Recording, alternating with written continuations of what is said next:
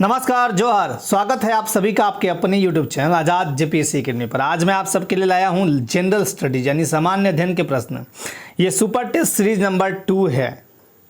ये इंपॉर्टेंट किसके लिए है? जेपीएससी एग्जाम के लिए, क्योंकि जेपीएससी के पेपर 1 में भी पूछे जाते हैं और साथ ही साथ जेएसएससी के सभी एग्जाम्स के लिए जहाँ पे जीएस पूछे जाते हैं। जीएस में आपके अमूमन 30 प्रश्न, जैसे कि सीजीएल हो गया, एलडीसी हो गया, पंचायत सचिव वगैरह हो गया, वहाँ पूछे जाते हैं। तो यहाँ मैं आपको क्वेश्चन दिखाऊंगा, 4 विकल्प दूंगा। सही विकल्प का चयन करते हुए आप कमेंट बॉक्स में उत्तर करिएगा फटाफट, और साथ ही साथ मैं उससे जुड़े इंपॉर्टेंट फैक्ट और डाटा को बताते चला जाऊँगा। तो कॉपी पेन भी लेके बैठिएगा, कुछ चीज़ें नोट करते रहिएगा। चलिए, आज का पहला प्रश्न आपकी स्क्रीन पर रहा। ये यहाँ पे प्रश्न है, चैत्र पर्व त्योहार किस महीने में मनाया जाता है? ये आपको बताने हैं।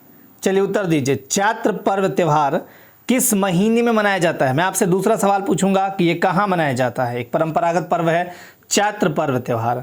उत्तर दीजिए पहला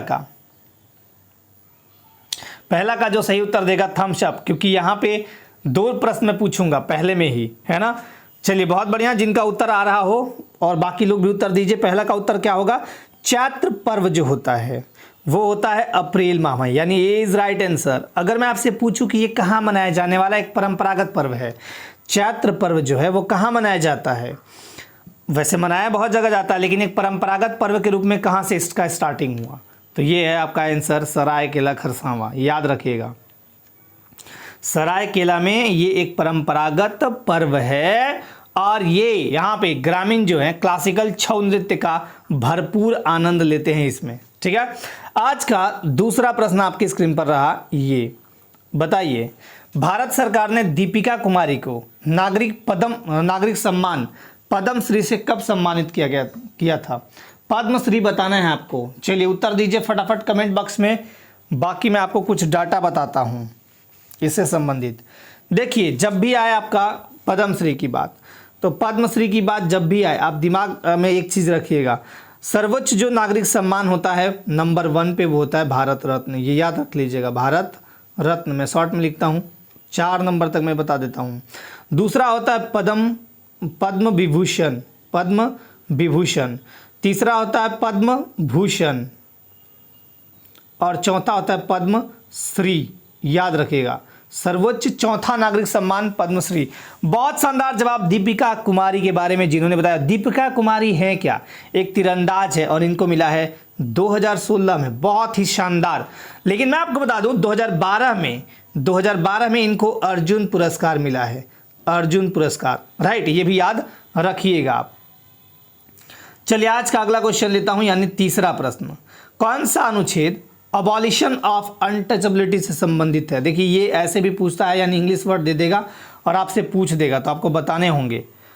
अबॉलिशन मतलब उन्मूलन, अनटचेबिलिटी बताइए। अनुच्छेद 20, अनुच्छेद 19, अनुच्छेद 18, अनुच्छेद 17। बताइए फटाफट उत्तर दीजिए। तीसरा का उत्तर बताइए। शानदार जवाब, जिनका तीसरा का जवाब आ चुका है डी, अनुच्छेद 17 कहता है अस्पृश्यता का अंत। ठीक है, छुआछूत का अंत। लेकिन मैं आपसे पूछूं अनुच्छेद 19 में क्या है? अनुच्छेद 19 बहुत इंपॉर्टेंट है। आपको ये 6 प्रकार की स्वतंत्रता है, 7 प्रकार की देता है। बहुत ही इंपॉर्टेंट, वाक की स्वतंत्रता, अभिव्यक्ति की स्वतंत्रता, कहीं आने जाने की स्वतंत्रता, बहुत ही इंपॉर्टेंट। चलिए, आज का चौथा प्रश्न, ईशांक यज्ञ किस खेल से जुड़े हुए हैं? ईशांक यज्ञ के बारे में पूछा गया है। चलिए बताइए फटाफट। टेनिस, क्रिकेट, फुटबॉल या बास्केटबॉल? 4 का उत्तर बताइए। देखिए, सबसे पहले तो ये जमशेदपुर के रहने वाले हैं, मतलब जमशेदपुर यानी झारखंड के हैं ईशांत यज्ञ, राइट, ये याद रखना है।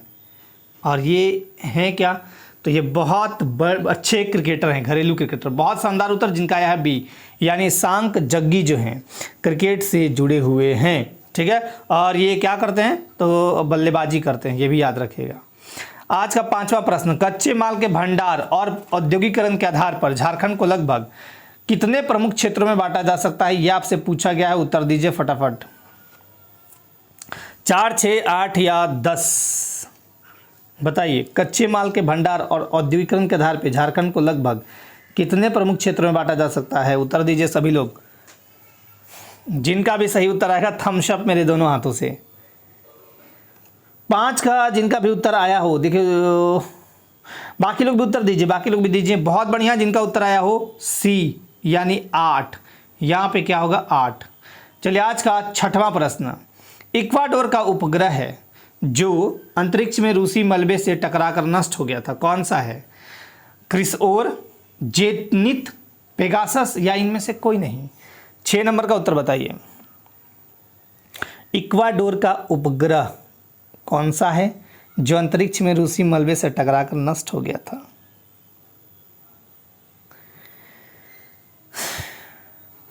मिक्स उत्तर दे रहे हैं आप सब, सही उत्तर दीजिए, सही उत्तर। वाह वाह वाह, क्या बात है, बाकी लोग भी उत्तर दीजिए। बहुत बढ़िया, जिनका उत्तर आया हो 6 का, जिनका भी उत्तर आया हो सी पेगासस, बहुत ही शानदार, बहुत बढ़िया, Pegasus is right answer, right.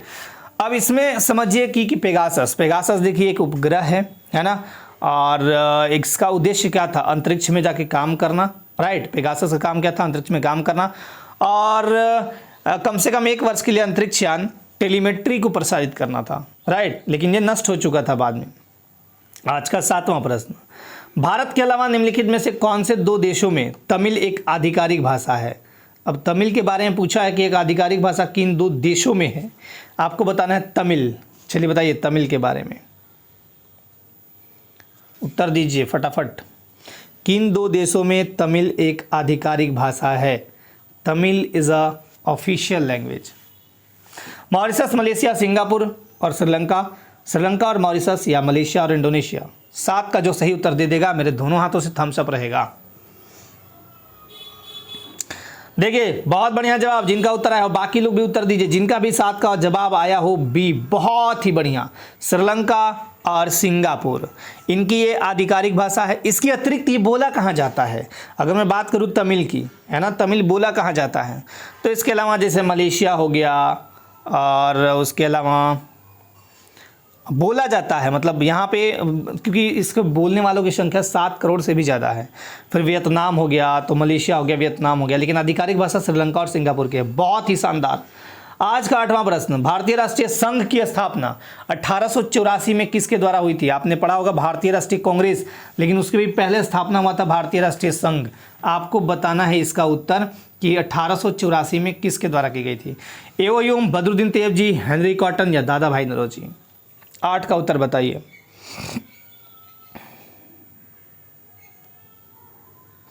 Super जवाब जिनका आया है ए, बाकी लोग कंफ्यूज मत हुई। एओ ह्यूम, एलन ऑक्टेवियन ह्यूम, ये किए थे। और इस संगठन का यानी भारतीय राष्ट्रीय संघ का मुख्य जो उद्देश्य था वो देश की सामाजिक समस्याओं के संबंध में विचार विमर्श करना था। बदरुद्दीन तैयबजी के बारे में बता देता हूं, भारतीय राष्ट्रीय कांग्रेस के संस्थापक भी, माफ कीजिएगा, हाँ, भारतीय राष्ट्रीय संघ। अच्छा, बदरुद्दीन तैयबजी कौन थे? तो भारतीय राष्ट्रीय कांग्रेस के ये पहले मुस्लिम अध्यक्ष थे। दादा भाई नौरोजी की बात करूं, ये आपके grand old man of India इनको कहा जाता है, भारत का वयोवृद्ध सेनानी। और इन्होंने एक पुस्तक लिखी थी, poverty and un British rule in India, ठीक है, poverty and un British rule in India किन्होंने लिखी थी? दादा भाई नौरोजी ने, याद रखिएगा। आज का 9वां प्रश्न, इनमें से कौन भारतीय रेलवे के पिता माने जाते हैं? George Curzon, Richard Wellesley, Warren Hastings या लॉर्ड डलहौजी? भारतीय रेलवे के पिता, ये पूछा गया आपसे। चलिए उत्तर दीजिए। इसमें तो गलती कोई नहीं करेगा, मुझे पता है आप लोग बहुत अच्छा उत्तर देंगे। वाह, देखिए सुपर, बहुत बढ़िया जवाब। 9 का जो सही उत्तर होगा लॉर्ड डलहौजी। अच्छा, एक सवाल आपसे पूछता हूँ कि भारत में सबसे पहली रेल कब चली और कहाँ से कहाँ? ये तो बता देता हूँ, मुंबई से थाने, लेकिन कब चली, है ना। चलिए अगला क्वेश्चन, आज का 10वां प्रश्न, निम्नलिखित में से इक्वेटोरियल गिनी की राजधानी कौन सी है? बड़ा घुमा के पूछा है, इक्वेटोरियल गिनी की राजधानी पूछा है। मलाबो, प्रिस्टीना, दिल्ली या बर्लिन? ये दिल्ली है, या दिल्ली कह लीजिए, वो दिल्ली वाला दिल्ली नहीं है। चलिए उत्तर दीजिए, 10 का उत्तर बताइए। इक्वेटोरियल गिनी की राजधानी कौन सी है?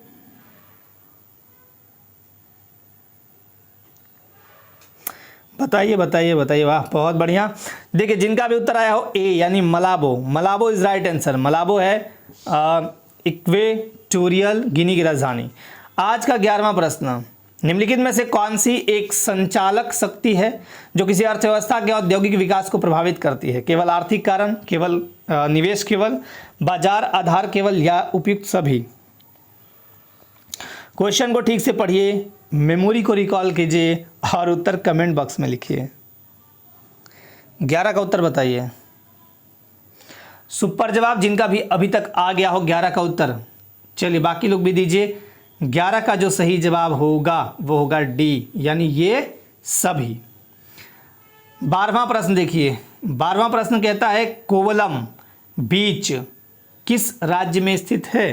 गुजरात, आंध्र प्रदेश, केरल या गोवा? आपसे पूछा है कोवलम बीच, है ना। चलिए 12 का उत्तर दीजिए।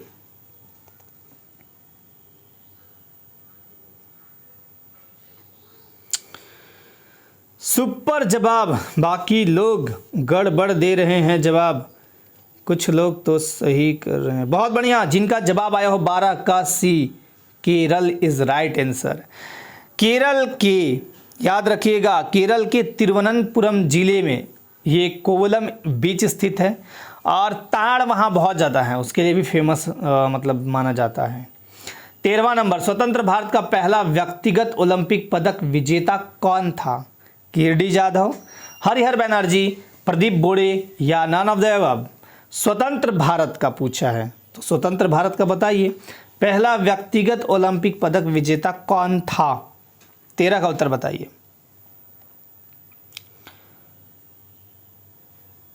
1952 ईस्वी में हुआ था होलन सिक्किम में, है ना। चलिए बहुत बढ़िया उत्तर, जिनका उत्तर आया हो 13 का ए, यानी KD Jadhav.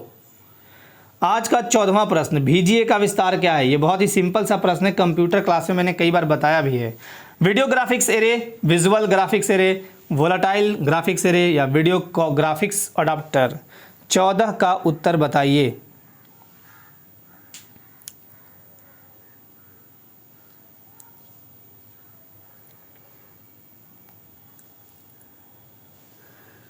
Video graphics array जो कह रहे हैं बहुत ही सही है, वाह बहुत बढ़िया। 14 का जिनका भी उत्तर आया हो ए, वीडियो ग्राफिक्स एरे। अच्छा एक बात बताइए, वीडियो ग्राफिक्स एरे का इस्तेमाल क्यों करते हैं? तो देखिए, कंप्यूटर मदरबोर्ड को, कंप्यूटर का जो मदरबोर्ड है ना, उसको डिस्प्ले के साथ कनेक्ट करने के लिए इसका यूज करते हैं, राइट। 14 के बाद 15 नंबर, सब सेवन का एक उदाहरण है। सब सेवन किसका एक उदाहरण है? ट्रोजन हॉर्स, बग, स्पैम या एंटीवायरस? सब सेवन पूछा गया है, बताइए। 15 का उत्तर दीजिए।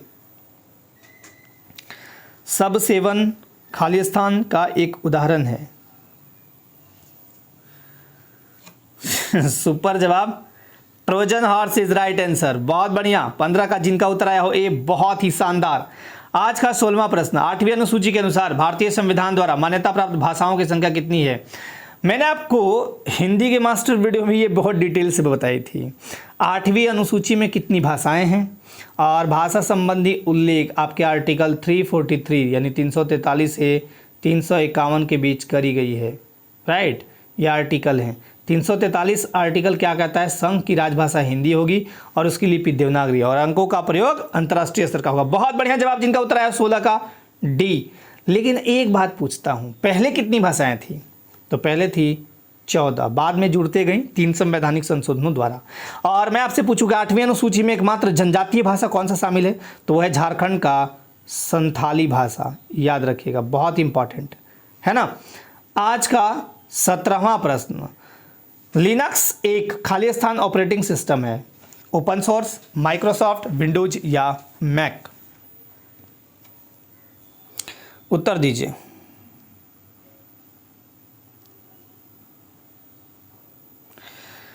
जिनका भी उत्तर आ गया हो बहुत बढ़िया, बाकी लोग भी उत्तर देते रहिए, दीजिए। शानदार उत्तर, जिनका उत्तर आया हो ए यानी ओपन सोर्स। लिनक्स क्या है? एक ओपन सोर्स ऑपरेटिंग सिस्टम है, बहुत बढ़िया। 18वां प्रश्न, खालिस्तान एक छोटा प्रोग्राम है जो कि एक GIF चित्र में निहित होता है, web bug, cookie, spyware application या स्पैम? उत्तर दीजिए। 18 का उत्तर दीजिए। यहाँ पे गड़बड़ कर रहे हैं आप सब, कुछ लोग सही उत्तर बताइए, सही उत्तर बताइए। शानदार जवाब, जिनका उत्तर आया 18 का ए, यानी वेब बग एक छोटा प्रोग्राम है जो एक जीआईएफ चित्र में निहित होता है। बहुत शानदार। Thums up. 19 नंबर, 3 निरंतर टेस्ट मैचों में एक सेंचुरी लगाने वाला पहला भारतीय खिलाड़ी कौन था? आपसे ये पूछा गया है, पहला भारतीय खिलाड़ी कौन था? सही जवाब दीजिएगा। बापू नाडकर्णी, सौरव गांगुली, विजय हजारे, लाला अमरनाथ। उत्तर दीजिए सोच समझकर।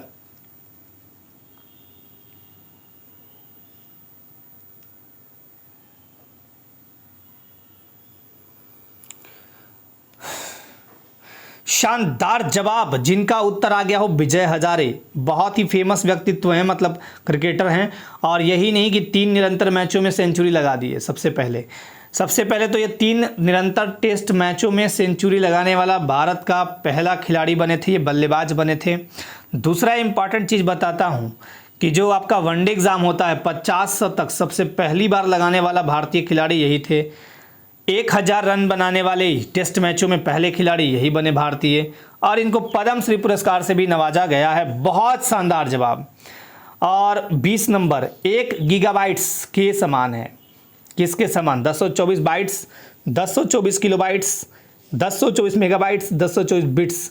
देखिए एक चीज़ बताता हूँ, किसी भी एग्ज़ाम में कंप्यूटर के प्रश्न अगर पूछे जाते हैं, मैक्सिमम अगर मैं मान लूँ 30, 40 ऐसे करके, तो एक प्रश्न मेमोरी यूनिट यानी ये बिट बाइट्स यहाँ से रहता ही रहता है, चाहे जिस रूप में क्वेश्चन आपसे पूछे। बहुत शानदार जवाब दिया है जिन्होंने भी दिया है सी।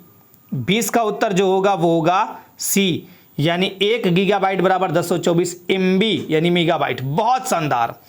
आज का 21वां प्रश्न, किस डेटा कम्युनिकेशन विधि का उपयोग एक सीरियल कम्युनिकेशन लिंक को डेटा ट्रांसमिट करने हेतु किया जाता है? Simplex, half duplex, full duplex या मल्टी डुप्लेक्स? बताइए, किस डेटा कम्युनिकेशन विधि का उपयोग एक सीरियल कम्युनिकेशन लिंक को डेटा ट्रांसमिट करने हेतु किया जाता है? 21 का उत्तर बताइए।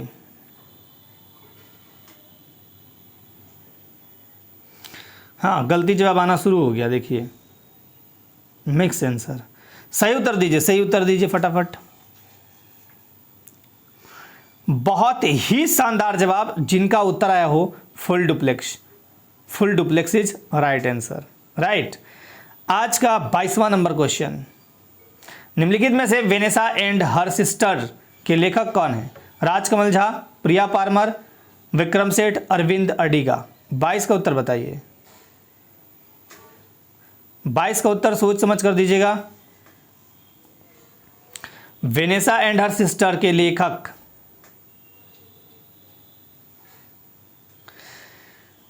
अच्छा, जिनका भी उत्तर आया हो बी, बहुत बढ़िया, प्रिया पारमर। आज का 23वां प्रश्न, दादा साहब फाल्के अकादमी पुरस्कार इनमें से किस अभिनेत्री ने जीता है? कितना शानदार प्रश्न पूछा गया है। अब अभिनेत्री बताइए, दादा साहब फाल्के पुरस्कार कौन जीता है? ऐश्वर्या राय, आलिया भट्ट, दीपिका पादुकोण, प्रियंका चोपड़ा। चलिए 23 का उत्तर बताइए।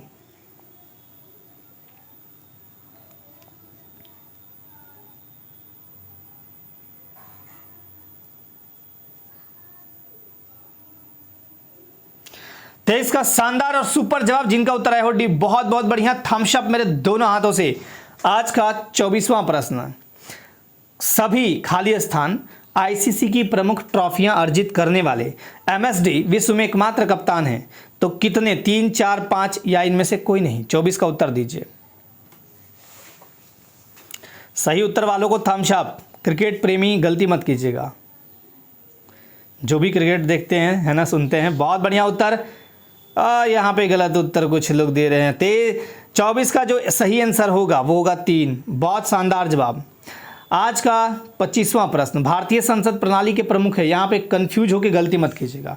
प्रधानमंत्री, राष्ट्रपति, लोकसभा के अध्यक्ष, राज्यसभा के सभापति? उत्तर दीजिए। भारतीय संसद प्रणाली के प्रमुख हैं, यहाँ कोई गलती मत कीजिएगा।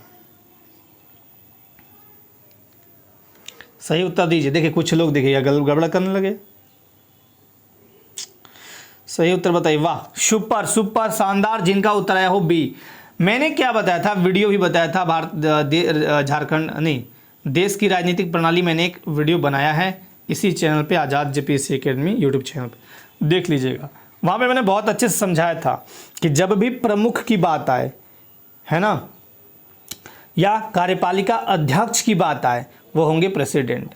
वास्तविक अगर पूछा जाए कि वास्तविक अध्यक्ष कौन है तो पीएम होगा, लेकिन पूछा कि भारतीय संसदीय प्रणाली के प्रमुख यानी हेड कौन है, तो हेड तो प्रेसिडेंट है ना, और प्रेसिडेंट की शक्तियों का ही प्रयोग करता है प्रधानमंत्री, है ना, यानी मंत्रिपरिषद करती है, और मंत्रिपरिषद का चूंकि हेड प्रधानमंत्री होता है। बहुत शानदार जवाब। आज एक क्वेश्चन और पूछता हूँ, लोकसभा के पहले अध्यक्ष कौन थे, तो ये बार बार पूछा जाता है, कौन है, जीवी मावलंकर, ये याद रखेगा, जीवी मावलंकर। चलिए आज का 26वां number, globalisation of Indian economy का अर्थ क्या है? बाह्य उधार बढ़ा लेना, विदेश में भारतीय शॉपिंग मॉल की स्थापना करना, आयात प्रतिस्थापना के कार्यक्रम को समर्पित करना, या अन्य देशों के साथ आर्थिक संबंधों पर न्यूनतम संभव प्रतिबंध रखना। सही उत्तर दीजिए 26 का।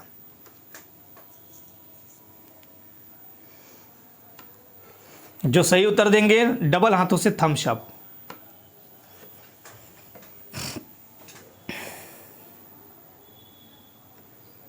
गड़बड़ उत्तर आ रहा है, मिक्स उत्तर आ रहा है। सही उत्तर दीजिए, बाकी लोग भी कोशिश कीजिए। सुपर जवाब जिनका भी आया है इसका उत्तर D, globalisation of Indian economy, अन्य देशों के साथ आर्थिक संबंधों पर न्यूनतम संभव प्रतिबंध रखना इसका आंसर होगा। 26 इज डी आंसर। चलिए 27 नंबर, the book of gold leaves के लेखक कौन है? The book of gold leaves के लेखक मिर्जा वहीद, अनुराधा रॉय, नील मुखर्जी या अखिल शर्मा। 27 का सही उत्तर दीजिए।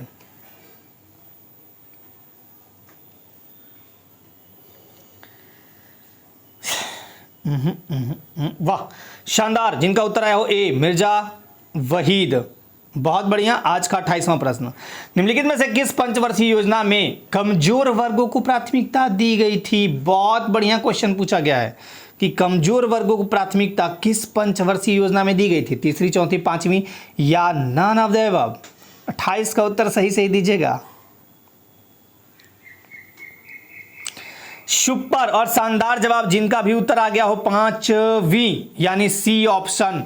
बहुत बढ़िया। देखिए इसमें क्या नारा दिया गया था, इसका लक्ष्य था और नारा भी दिया गया था, गरीबी हटाओ, निर्धन वर्ग को भाई न्यूनतम आवश्यकता पूर्ति करिए, तो कमजोर वर्गों को यहां पे प्राथमिकता दी गई थी। 28 इज राइट आंसर सी, जिनका भी सही उत्तर है थम्स अप। 29वां नंबर पे चलता हूं, निम्नलिखित में से क्या मॉड्यूलेशन एवं डीमॉड्यूलेशन करता है? मॉड्यूलेशन एवं डीमॉड्यूलेशन, गलती की गुंजाइश नहीं है। सही उत्तर दीजिएगा, 4-5 बार करा चुका हूं। मोडेम, सैटेलाइट, कोएक्सियल केबल या फाइबर ऑप्टिक्स? सही उत्तर दीजिए, इसमें तो गलती नहीं करेंगे आप लोग, मुझे पता है। वाह वाह, सुपर शानदार जवाब, जिनका भी जवाब सही आ रहा है, वाह वाह वाह वाह वाह वाह, क्या बात है, बहुत बढ़िया। आज क्या बात है, बहुत बढ़िया जवाब दे रहे हैं। 29 का ए आंसर, बहुत बढ़िया। मोडेम, मोडेम मोडेम का पूरा नाम ही होता है मॉड्यूलेटर डीमॉड्यूलेटर। चलिए बहुत बढ़िया। 30 नंबर, एंटीगुआ एवं बरमूडा की मुद्रा क्या है? पाउंड, डॉलर, दिरहम या टका? उत्तर दीजिए।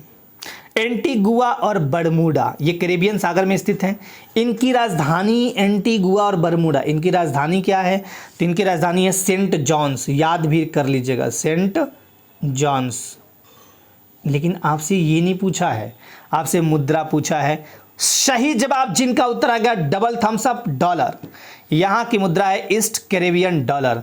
ईस्ट कैरेबियन डॉलर किसकी मुद्रा है? एंटीगुआ और बरमूडा। एंटीगुआ और बरमूडा भाई हैं कहाँ? कैरेबियन सागर में। इनकी राजधानी क्या है? St John's. बहुत ही शानदार। आज का 31 नंबर क्वेश्चन, नितिन गडकरी के साथ India aspires redefining politics of development पुस्तक के सहलेखक निम्नलिखित में से कौन है? बताइए। India inspires redefining politics of development, इस पुस्तक के सहलेखक चेतन भगत, तुहिन सिन्हा, एस सुब्रमण्यम या विरल आचार्य? 31 का सही उत्तर दीजिएगा। और जो भी उत्तर देंगे, मतलब इस चारों ऑप्शन में जो भी आप उत्तर देंगे, मैं पर हिंट्स कर देता हूं कि वो एक भारतीय लेखक हैं और काफ़ी फेमस हैं। वो नहीं गलत उत्तर देने लगे। देखिए सही उत्तर दीजिए। शानदार जवाब, जिनका भी आया हो 31 का, तुहिन सिन्हा। बहुत ही फेमस तुहिन सिन्हा, एक भारतीय लेखक है ना। एमएसआई का विस्तार क्या है? एमएसआई का विस्तार बताइए पूरा। Media scale integration, media system integration, media scale intelligent, media system intelligent. 32 का उत्तर दीजिए।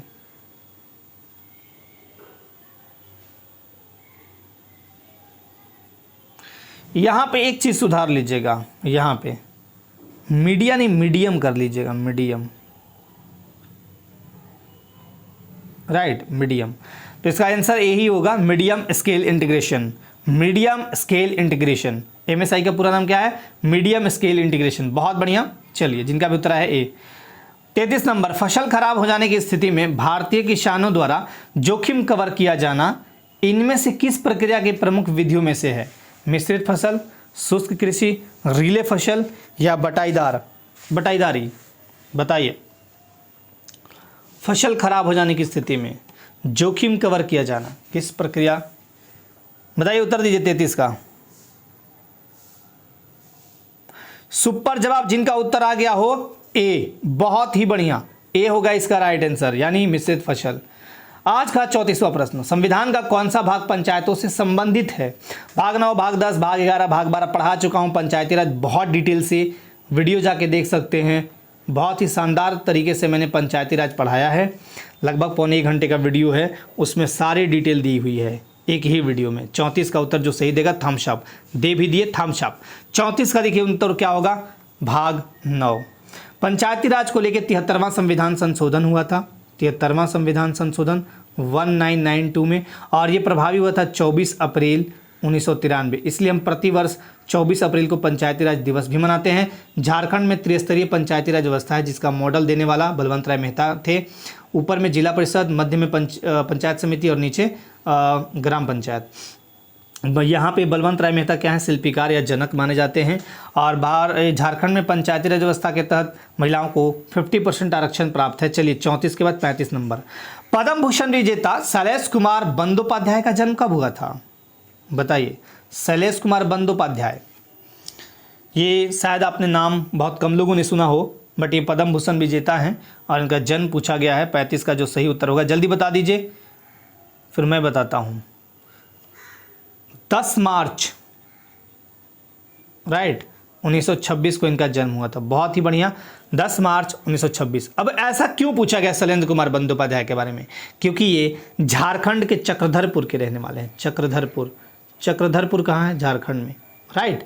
तो चक्रधरपुर में इनका जन्म हुआ और ये गांधी जी के साथ बहुत, मतलब गांधी जी के विचारधारा से काफ़ी प्रभावित हैं और महात्मा गांधी के करीबी और सहयोगी भी रहे हैं। चलिए, आज का 36वां नंबर, 36वां नंबर क्या कहता है? 500 BC के आसपास महाजनपद युग के दौरान भारत के बड़े राज्यों का उद्भव हुआ, जिसने पूरी भारतीय उपमहाद्वीप को नियंत्रित किया था। तो आपको बताना है कितने थे वो, 10, 12, 14 या 16? उत्तर दीजिए।